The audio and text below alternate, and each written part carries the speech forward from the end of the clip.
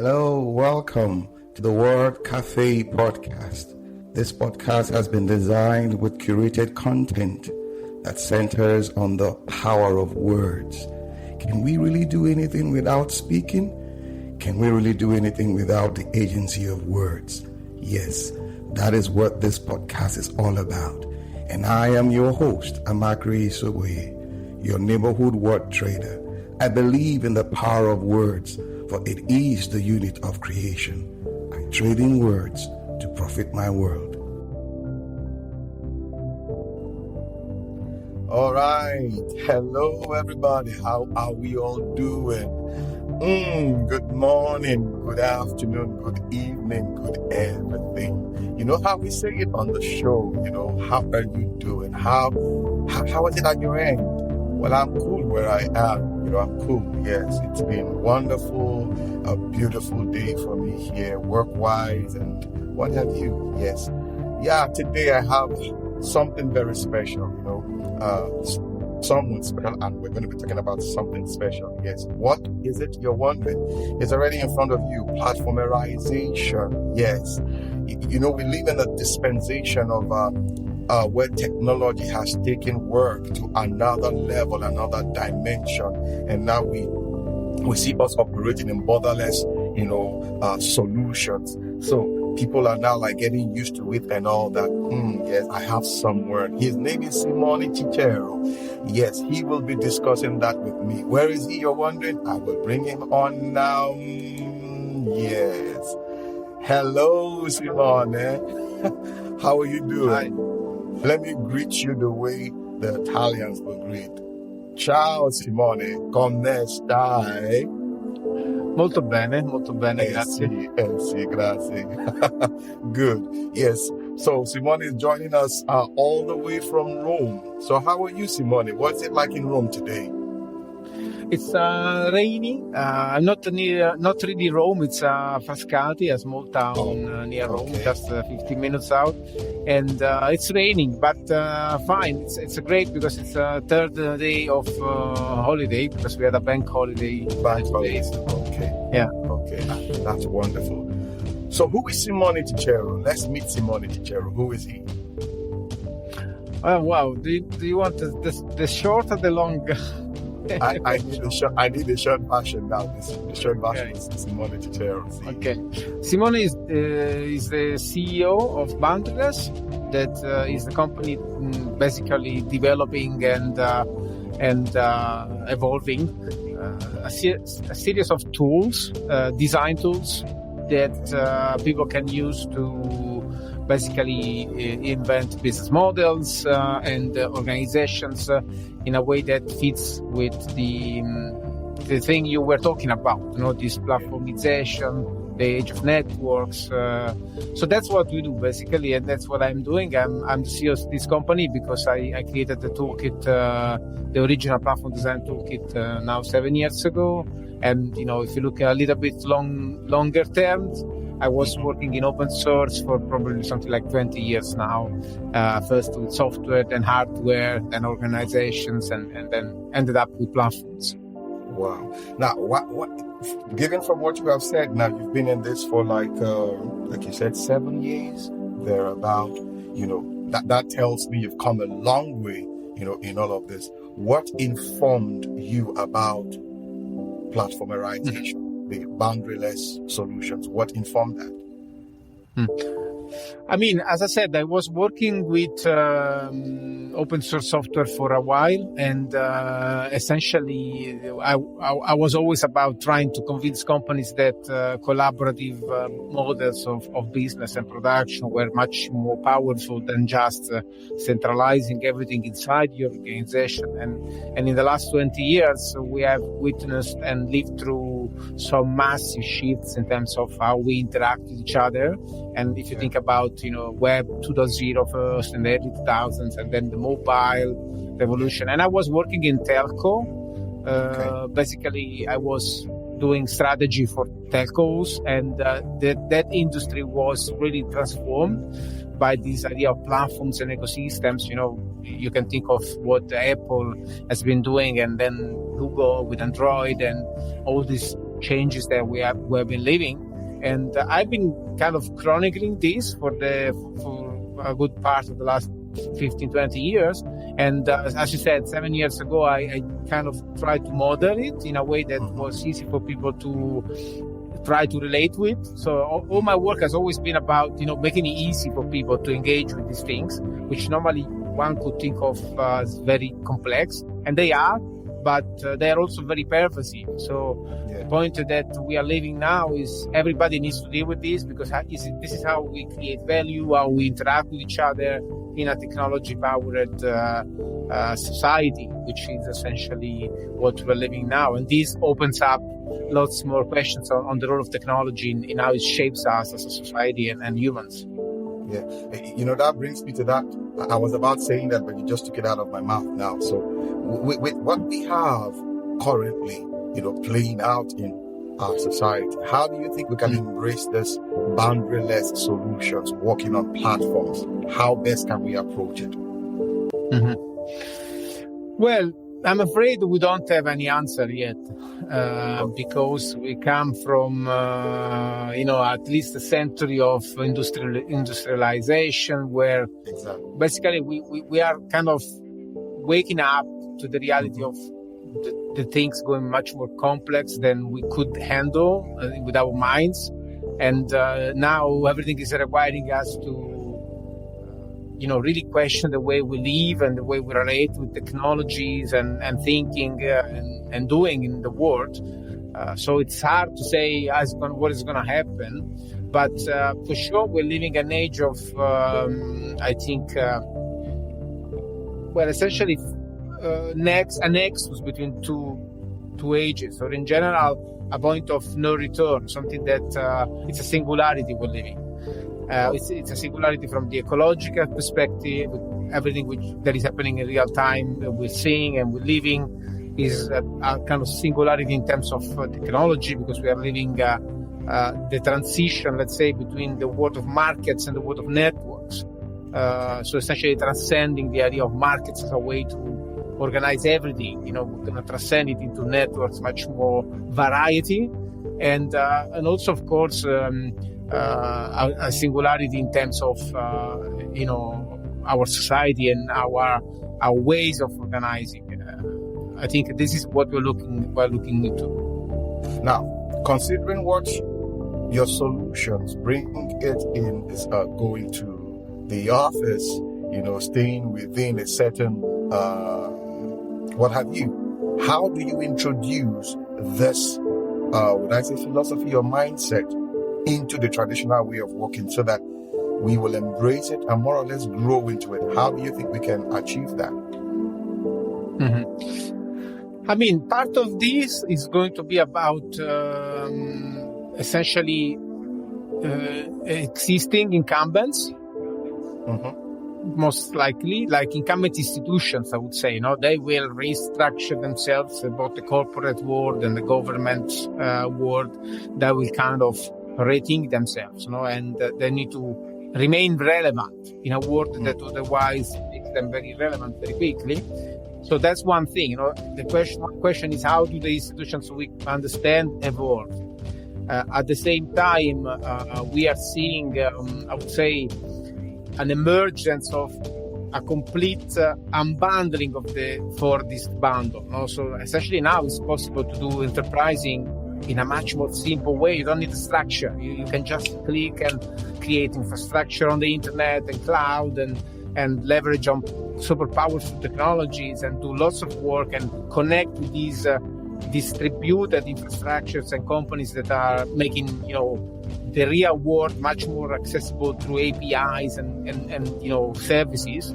Think of, for example, what Flexport is doing in logistics, for example, or what thousands of other companies are doing everywhere now. So this thing, but at the same time, there is a massive need to rethink some basic elements of our society, like how do we produce food, for example, or how do we produce welfare or education in a way that is much more plural, much more distributed. I mean, this infrastructure, this educational, food production, energy production, small scale logistics, all this infrastructure, these civic infrastructures, we have to completely reinvent on a new basis. That is a basis of collaborative entrepreneurship.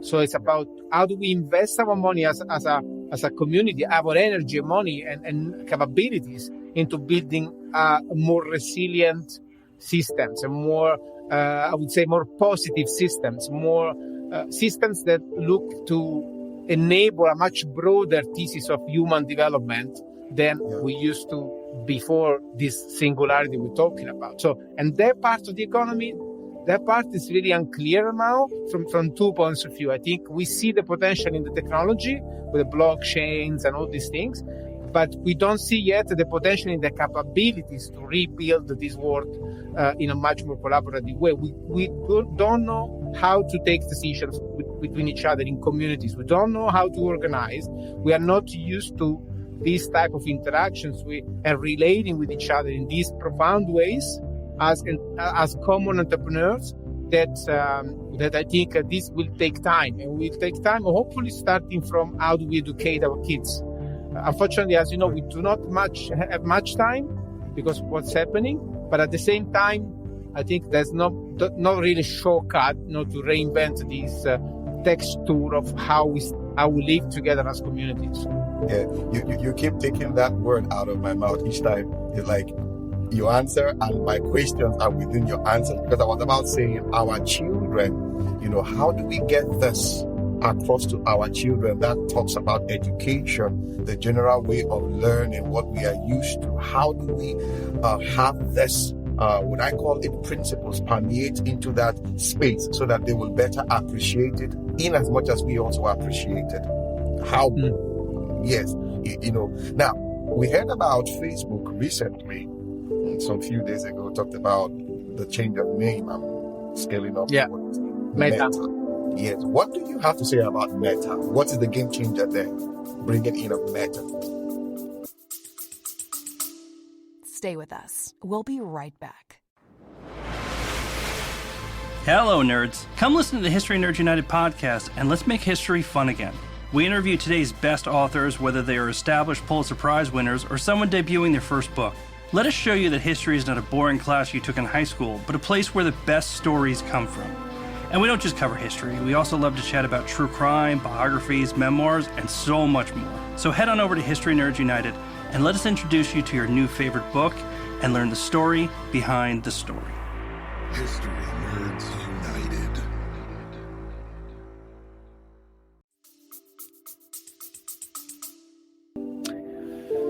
Well, there could be a lot to say about Meta. I think on one side, I'm fascinated by this complete componentization and abstractization of how we interact digitally. And I don't think Facebook can stop, for example, what is coming from the crypto space. So either they embrace it with a much more decentralized way of interacting and much more transparency. But I don't know if this is going to happen. It's a bit like with incumbents, how are they going to transform? I don't know. Hopefully, yes, based on the leadership.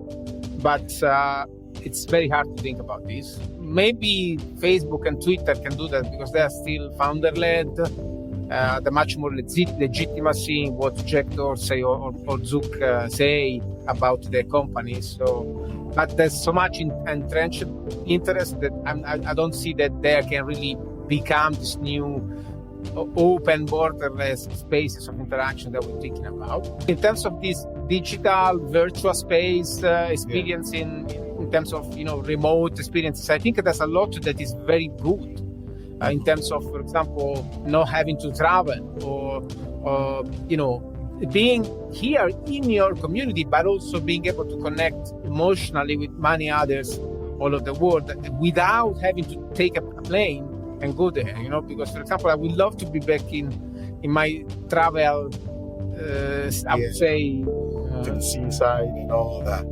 Yeah, but, I since 3 years, I stopped flying as much as possible because I kind of recognized that our world cannot sustain these lifestyles.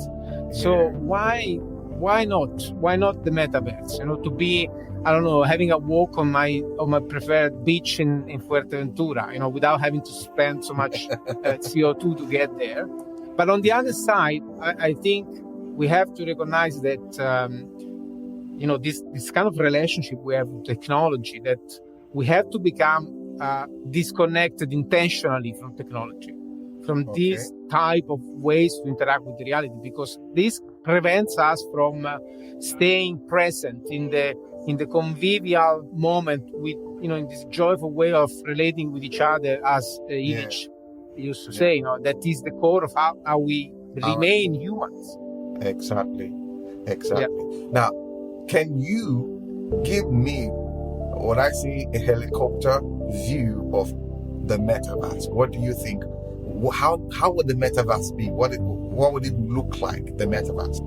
It's really hard to say, because if you look at what's happening in crypto, it's just mind-blowing. You never think about anything like for example, Loot or Axie Infinity, these crazy things that are happening in the crypto space. So, for example, things such as Playtware. So a lot of this is going to be about playing, of course. But it could also be about changing your environment. So, for example, I don't know, I want to live a different day, and I want to see the sea. I want to see the sun, even if it's raining.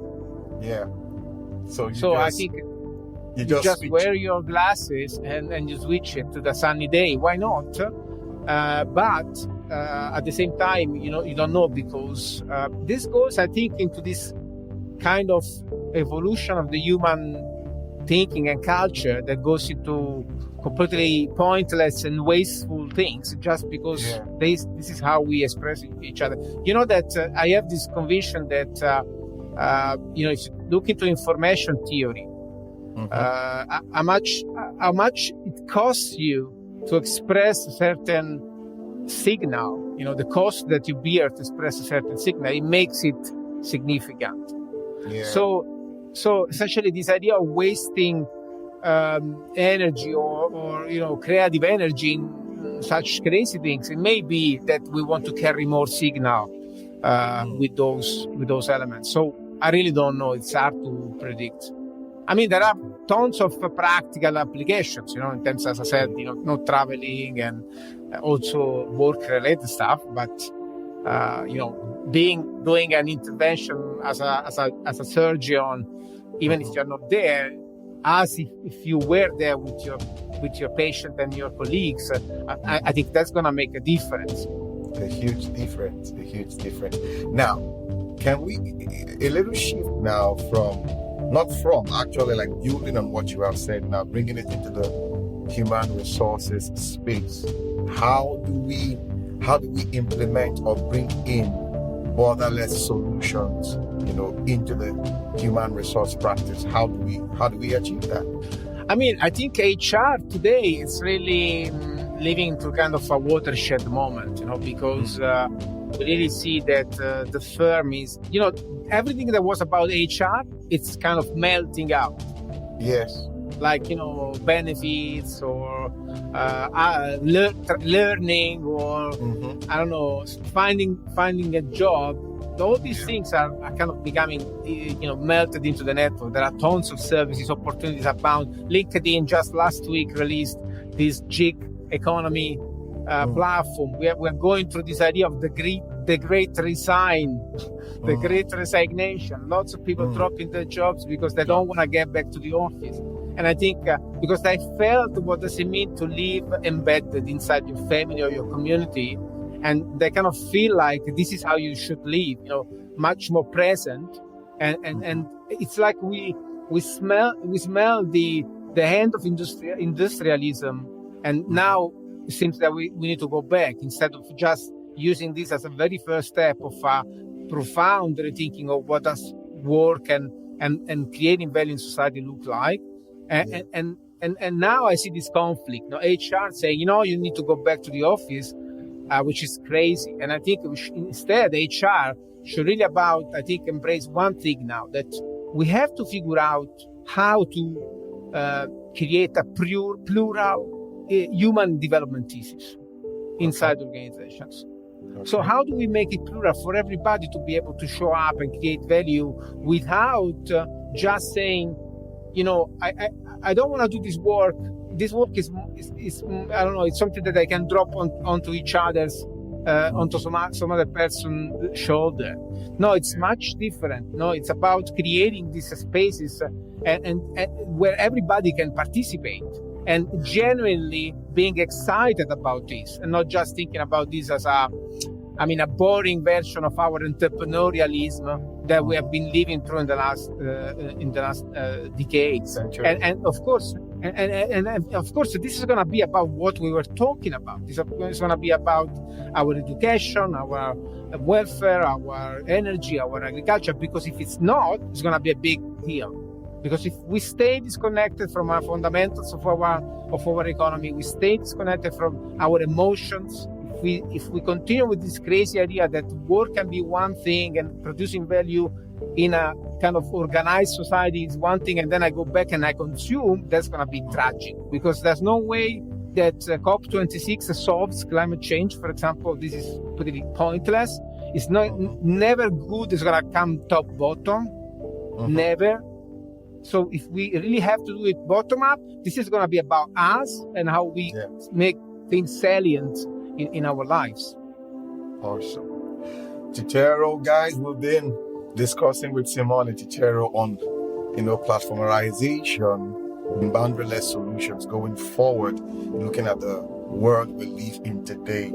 Amazing thoughts he's been dropping here and there, amazing. Yes, Cicero, before I let you go, because I know you have to catch up with family and all that, what are you up to? What are you up to, say, in the next 4 or 5 years on the platform now, as in where we are? What are you up to? I think, again, two things. One thing is, if you ask me, the more rational part of myself, the more disembodied, I'm more into building this methodology and softwares to allow organizations to do this borderless collaboration that you speak about. So when you increasingly said this, during the podcast, I think you're totally right. One thing that we're going to see is, this horizontalization of the economy. We're going to stop having this siloed, vertical, centralized thing, and everything is going to melt into an horizontal network. What does it mean? Of course, it means that you need much more diverse interactions with platforms, and not just consuming what they give you, or just producing on the other side as a supplier, but it's much more about, designing those things, running those things in a much more diverse and distributed way. So, for example, platform for, education, that will need to be much more also owned by the people and run by the people, and this kind of much broader responsibility for us to participate. So one thing is designing these things, and we are launching hopefully this year a project called EMCOS that is essentially about building the network of contracting between organizations and inside organizations. So we have this thesis that organizations are unbundling into small teams, and we want to basically create this layer to let these small teams commit with each other and create value together and distribute upsides in terms of course, profits and so on. And we're also, of course, trying to work into understanding how does this deal with, for example, creating local money. I don't know. This is something we're going to think about. I'm really exploring this with so many people these very days. So that this organizational innovation doesn't just remain purely a business corporate technology, but it's really becomes something that everybody can use and communities and new constituents can use. So that's one thing. And the other thing is re-entangling my contribution into my community and my networks. The idea to become much more about investing and to building wealth locally, possibly, instead of just, consulting, for example, that I've been doing for a lot of time. So this embodiment, this way to, start to mind about my business, I think that this is going to be my next stage on another point of view. Just to close this nice conversation we had, I think I want to quote Joe Norman again, that opened my eyes about this idea that if you really want to fix the big thing, you cannot really fix it. You have to fix your small thing first. And then possibly, if you're lucky, the big thing gets along, because everybody looks into this, her own small thing, a family, a community, a business, a investments, and so on. Awesome. Oh my. It's been a wonderful, wonderful discussion with Simone. I'm just getting new ideas about borderless solutions and platformarization and collaboration and what have you. Simone, thank you so much for this time. Thank you for obliging, this request. I'm coming on the Word Cafe to share with us. I hope you will give us a second chance when we call on you again to come on and let's discuss more, to see the progress you have made in this area. Before I let you go, how do you say it in Italian, or how do you say goodbye? I want you to say goodbye to the audience in your own little way. Buonanotte, because it's night. So buonanotte. Have a good night, and talk to you at the soonest. I mean, it was a pleasure for me, and it's always great to have these chats with genuine people like you and genuine audiences. So looking forward to engage with all the listeners. Grazie, Simone. Grazie. All right, people, I have to let you go now. You know how we do it on the show. Till we come your way again. Yes, my name is Amakri Isowe. Bye for now.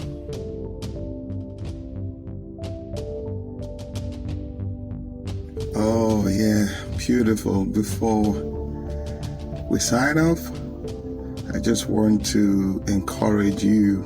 Yeah, it's been a wonderful time. And also, I'd like to hear from you, your feedback. You've been listening to the Word Cafe podcast. I would love to hear from you, the feedback.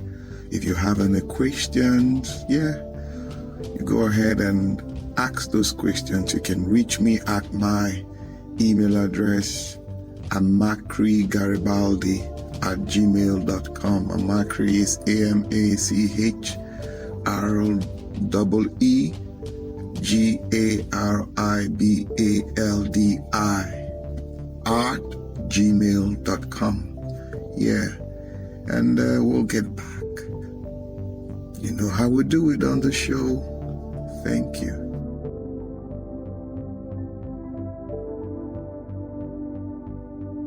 Awesome time it has been with you on the Word Cafe podcast today. Thank you for being there. You can catch me up on my social media handles, Twitter, Facebook, LinkedIn, Instagram, all at Amakri Isobuye. Also, you can get copies of my books, A Cocktail of Words, The Color of Words, and my HR notebook on Amazon and on Roving Heights online bookstores. You can also subscribe to my YouTube page at the same address. Yes, till we see you again. Bye for now.